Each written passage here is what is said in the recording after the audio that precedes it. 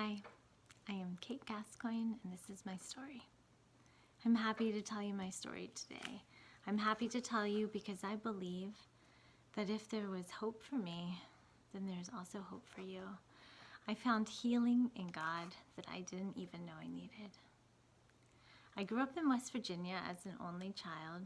In my childhood, I was happy and carefree. I was loved by my parents, grandparents, and family. From my earliest memory, I had been told that I was adopted and that it made me special. As I grew into adolescence, I developed a sense of angst and rebellion. I wondered what my biological family was.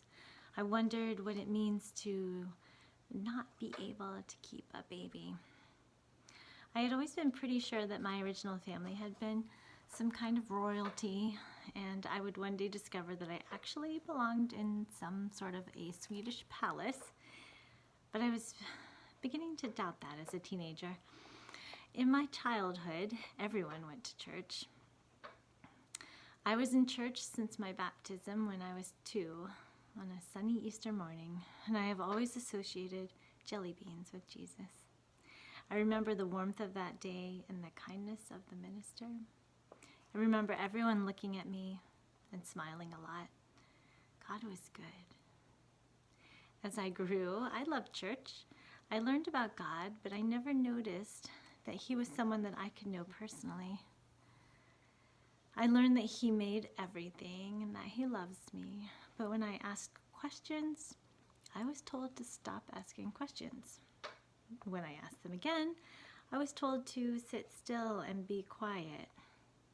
Turns out I was never really good at sitting still and being quiet. So I happily learned to do whatever I wanted to do and to keep it hidden from anyone who could get me into trouble.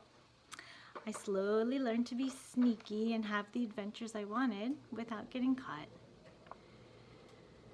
I didn't really have evil intentions. I just wanted to have fun, a lot of fun, and I guess I always just looked so innocent. I got away with a lot. My mother warned me of the dangers of peer pressure, but I don't think she realized that I was the peer pressure. It was me who led the other kids out in the middle of the night when we escaped from the youth group church lock-in. I learned to be deceptive with my parents, and I really just wanted to have as much fun as possible. I really did not know anything at all about God, and I could not understand why there should be so many boring rules everywhere. Didn't He want us to be happy? At first, my attitude was innocent. I was childish, but as I grew and entered high school, my lifestyle became more risky. My dear grandmother had just passed away. I had been close with her and had held her hand while she suffered through lung cancer. When the moment of her death finally came, there was a whirlwind of adult activity, and I was sent away to summer camp. In hindsight, I may have needed some godly counsel at that time in my life, because I got the idea that when death happens, it could just come at any time, and life will just suddenly end one day. I childishly figured that it could just happen to anyone at any random moment. So why would you waste your precious time with boring things when it could all end so suddenly? Where was the meaning in that? I saw no meaning in it, and no one really knew the depth of my aching heart. This combination of ways of thinking was actually deceptively dangerous. I believed that life was meaningless and should be freely enjoyed, that God was distant and probably not real, and that I was deep down inside, probably not even really wanted or likable. After being adopted as a baby, which translates easily into a feeling of worthlessness. It's funny when you realize that every single person has their own unique individual journey, and there are so many different little moments of life that can have such a profound effect on the entire course of a lifetime. It is interesting that we travel our own very unique path, and yet our hearts long for the same basic things. The deep needs of the human soul seem very common and can be very powerful. So I met James Gascoigne. He was just adorable. I was head over heels in love with him from the very first date. We were living in the early 90s in West Virginia, and what you did there was go to parties and drink alcohol and have sex. Then you would go to church on Sunday mornings, wear a nice dress. Yep, we did all that. My parents and my school nurse had warned me about premarital sex and how you could get pregnant. But I didn't really think about that too much. So let me be clear. I chose sin. I chose it in small ways at first. But as the Bible tells us, sin leads to death. There's a clear path from the first temptation to the end. James 1:15 says, "Then desire, when it has conceived, gives birth to sin, and sin, when it is fully grown, brings forth death. I know this to be true." In June of 1990, I began to feel nauseous every morning. I threw up some days, kind of felt sleepy and yucky most of the time, but I really didn't even notice. By the end of the summer, my mother noticed that I was not feeling good and I was not getting my period anymore. She took me to the doctor, who told me I might be pregnant. This was pretty surprising to me. Yes, I was a very young and very foolish girl. I was secretly, quietly rushed into the doctor's office on the weekend through the back door so my doctor's wife could talk to me about my options. I didn't know pregnancy meant options. I didn't know God might be someone I could turn to when I had questions and options. I didn't know anything except that I was pregnant, and that was so amazingly shocking and absolutely just so weird.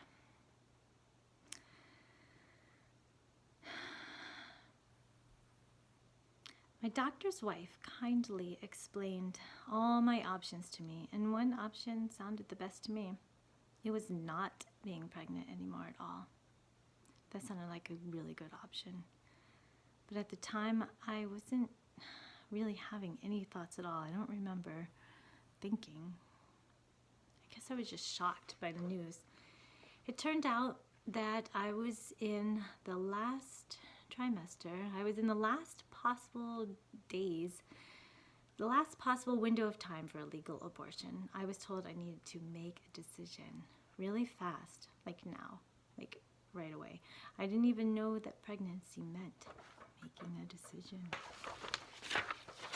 Don't get me wrong, I had been well taught and well warned. I had good parents, I had good teachers. I had kind, well-intentioned Sunday school teachers. I was actually an intelligent person, although I was very foolish. I have no one to blame for my actions. I had been innocent at one point in my life, but I had slipped over that edge into willful disobedience, even though I really had no idea what that was. Well, that hot August in 1990, it seemed like everyone wanted me to make a decision, so I decided that not being pregnant anymore was probably what would be a little easier than this stressful and uncomfortable situation I was suddenly finding myself in. So my parents drove me to Virginia for an abortion. An abortion is a horrid procedure. I don't know how many of you have experienced this. My heart breaks for you if you know it. I'll not give you the details, and I don't know if it is any different now than it was then. And let me say, if you have been through this, my heart is for you. My heart is for the many women who have quietly, shamefully entered these buildings and those places where you sit together in your own isolated personal anguish. My prayer is for you or your sister, your family member, your friend who has been in that place. My prayer is for healing, for the scars left from these little unspoken moments of life that silently sear the soul. There I sat in a cold and undecorated room waiting my turn while avoiding eye contact with everyone. The spirit of death and shame lurks there in those places. if you have been there, you can know that God was with you. God's heart breaks for our shame and our sadness. And Jesus died for just the healing that we need. You are loved and you are forgiven. Most would agree that there are not many harder things in life than losing your child.